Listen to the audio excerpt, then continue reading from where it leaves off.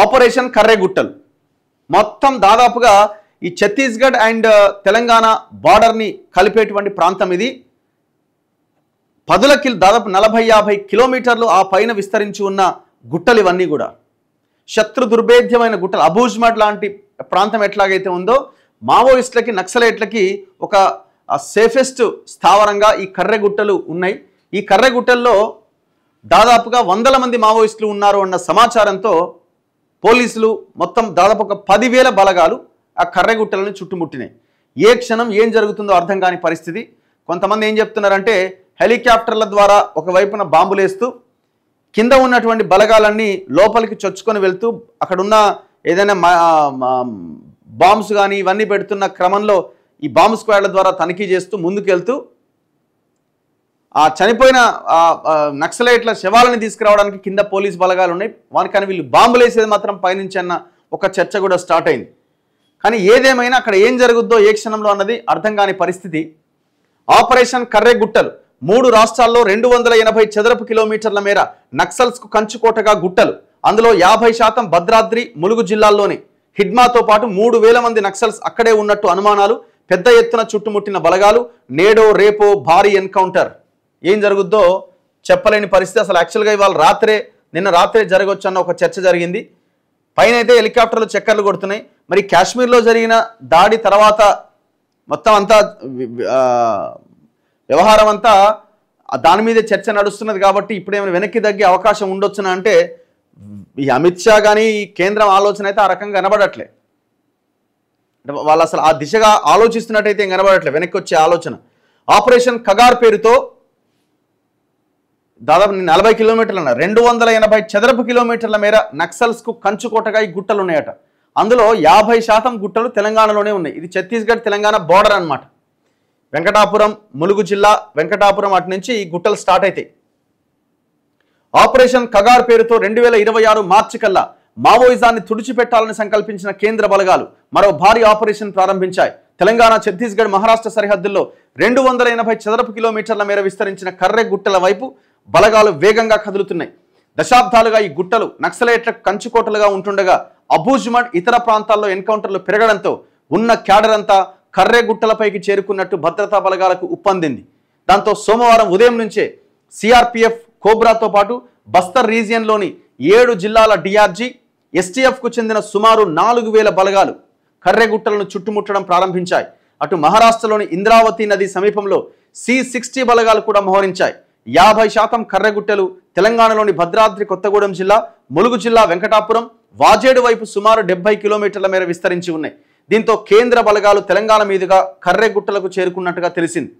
అటు ఛత్తీస్గఢ్లోని హిడ్మా స్వస్థలమైన పూవర్తికి 20 కిలోమీటర్ల దూరంలోని పూజారి కాంకేర్, ఊసూరు, మద్దేడు నుంచి ఈ గుట్టలు మొదలవుతాయి. ఎత్తులో పైచేయి ఎవరిది? ఆపరేషన్ కర్రెగుట్టలు పోలీసు బలగాలకు అంత సులభమేమీ కాదనే వాదన వినిపిస్తోంది. ఇప్పుడు అంత సులభం కాకపోయినా వీళ్ళు వాకింగ్ త్రూ గుట్టను ఎక్కే క్రమంలో అంత సులభం కాకపోవచ్చు. కానీ హెలికాప్టర్ల ద్వారా ఇంకో దాని ద్వారా వాళ్ళు అనుకున్న లక్ష్యాన్ని చేరుకోవాలని, అంటే వాళ్ళని అంతమొందించాలనే ప్లాన్ చేస్తే మాత్రం అక్కడ పోలీసులే పైచేయి సాధించే అవకాశం ఉంది. ఇంకా వాళ్ళకి రకరకాల టెక్నాలజీస్ వచ్చేసినాయి, కావలసినంత సామాగ్రి ఉన్నది, ఆయుధాలు ఉన్నాయి, బలగాలు ఉన్నాయి. ఇంక ఇక్కడ నక్సలైట్లు పైచేయి సాధించడానికి అవకాశాలు ఏదేమైనా రాజ్యంతో కొట్లాడడమే కదా, అంత ఈజీ అయితే కాదు. కానీ వాళ్ళు తప్పించుకోవడానికి మార్గాలు ఏమైనా ఉన్నాయా అన్నదే ఇక్కడ ప్రధానమైన పాయింట్. కానీ వాళ్ళు ఎదురుగా నిలబడి పోలీసులను ఢీకొనడం అన్నది అయితే సాధ్యం కాదు. అక్కడి నుంచి వాళ్ళు సేఫెస్ట్ ప్లేస్కి వెళ్ళడానికి ఏమైనా అవకాశాలు దొరకొచ్చా అన్నదే ఇక్కడ పాయింట్. అట్లా మాత్రమే మావోయిస్టులు బయటపడగలుగుతారు. 280 చదరపు కిలోమీటర్ల విస్తీర్ణంలో ఉన్న ఈ గుట్టల్లో చాలా వరకు నిటారుగా 30 నుంచి 50 మీటర్ల ఎత్తులో ఉన్నట్టు స్థానికులు చెబుతున్నారు. మందు పాత్రల అనుమానాలతో బలగాలు బాంబు స్క్వాడ్ సహాయంతో ముందుకు సాగుతుండగా బుధవారం కడపటి వార్తలు అందేసరికి రోప్ సహాయంతో గుట్టలు అధిరోహించడం ప్రారంభించిరట. వాస్తవానికి గుట్టల పైన ఉన్న వారిదే పైచేయిగా ఉంటుంది. పైనుంచి పేల్చే తూటాలు కింది వైపు వేగంగా దూసుకొస్తాయి. అదే కింద నుంచి పేల్చే తూటాలు పైకి వెళ్లే కొద్దీ వాటి వేగం తగ్గుతుంది. అయితే హెలికాప్టర్లు, డ్రోన్లు అందుబాటులో ఉండడం బలగాలకు కలిసి వచ్చే అవకాశాలున్నాయి. కర్రెగుట్ట పైన నక్సల్స్ బంకర్లలో కాపుగాస్తున్నారని, ప్రతి దాడికి సిద్ధంగా ఉన్నారనే అనుమానాలు వ్యక్తమవుతున్నాయి. ఇప్పటికే వారి వద్ద బీజీఎస్ లాంచర్లు, రాకెట్ లాంచర్లు కూడా ఉన్నట్టు పలు ఘటనలు రుజువు చేశాయి. ఈ నేపథ్యంలో హెలికాప్టర్లు, డ్రోన్లు వారు టార్గెట్ చేసుకునే ప్రమాదం ఉందనే వాదన కూడా ఉన్నది. చరిత్రలోనే భారీ ఆపరేషన్ అటు ఇది, చరిత్రలోనే అంటే ఎంత భారీ ప్లాన్ చూడండి. మావోయిస్టు పార్టీ గెరిల్లా దళపతి హిడ్మా సహా పలువురు కీలక నేతలను కలిపి కర్రెగుట్టపై ఉన్న స్థావరాల్లో 3000 మంది మావోయిస్టులు ఉన్నట్టు బలగాలు భావిస్తున్నాయి. ఎత్తుగా ఉండే ఈ గుట్టలపైన మావోయిస్టు అగ్రనాయకుల బంకర్లు కూడా ఉన్నట్టు సమాచారం. అయితే ప్రభుత్వం సేవ్ కర్రెగుట్టలు ప్రచారాన్ని ప్రారంభించగానే మావోయిస్టులు ఈ గుట్టల చుట్టూ మందుపాత్రలు అమర్చారని తెలుస్తోంది. అందుకే సామాన్య పౌరులెవరూ కర్రెగుట్టల వైపు రావద్దంటూ నక్సల్స్ కరపత్రాలు ఇటీవల కలకలం రేపినాయి. అయితే విషయం ఏంటంటే ఈ మధ్యకాలంలో ఈ వాజేడు వెంకటాపురంకి చెందిన ఒకరిద్దరు గ్రామస్తులు గాయపడ్డారు.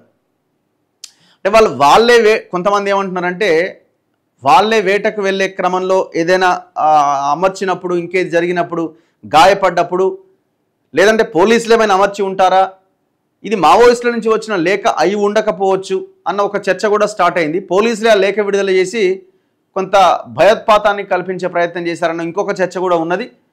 కానీ దీనికి మావోయిస్టులు ఇది మేము చేయలేదు అంటే లెటర్ వచ్చిన తర్వాత ఈ లెటర్ మాది కాదు అని కూడా ఎక్కడా ప్రకటించలే.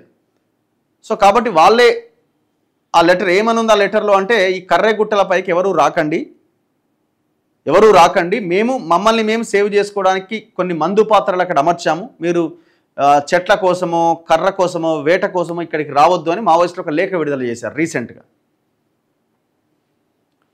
భారీ సంఖ్యలో మావోయిస్టులు ఉండడం, 4000 మంది బలగాలు ముందుకు సాగుతుండడంతో కర్రెగుట్టలపై ఏమైనా జరగవచ్చని, చరిత్రలోనే భారీ ఆపరేషన్గా నిలవచ్చని విశ్లేషకులు భావిస్తున్నారు.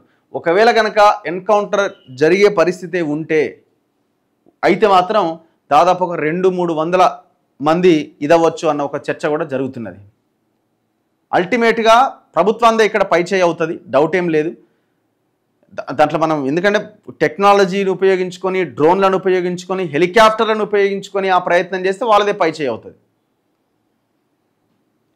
కానీ ఇప్పుడు మావోయిస్టులు ఆల్రెడీ ఒక లేఖ విడుదల చేసిరు, కాల్పుల విరమణ పాటిద్దాం, మేము కూడా సైలెంట్గా ఉంటాం అని చాలా క్లియర్గా చెప్పిన తర్వాత మరి ఇంక మళ్ళీ కాల్పులు ఎందుకు? వాళ్ళు సైలెంట్గా ఉంటా అంటున్నారు కదా.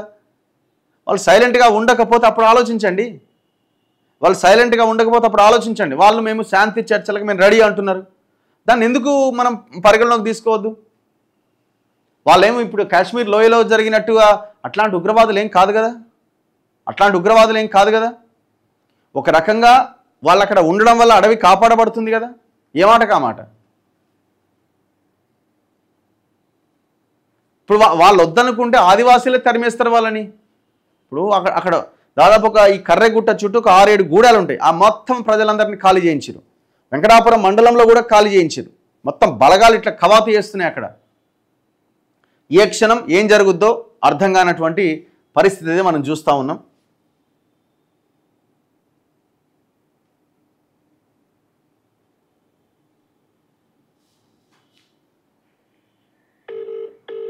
గాదా ఎన్ఏ గారికి ఒకసారి ఫోన్ చేద్దాం. వాళ్ళు నిన్న పౌర హక్కుల నాయకులంతా ఒక సమావేశాన్ని ఏర్పాటు చేసుకున్నారు, ఒక మీటింగ్ పెట్టి హరగోపాల్ గారు, ఇన్నయ్య గారు అండ్ ఇంకా చాలామంది ఈ కాల్పుల విరమణ పాటించాల్సిన అవసరం ఉంది, దీనివల్ల ఆదివాసీలు బలైపోయే అవకాశం ఉంది, అవకాశం కాదు బలైపోతున్నారు కూడా.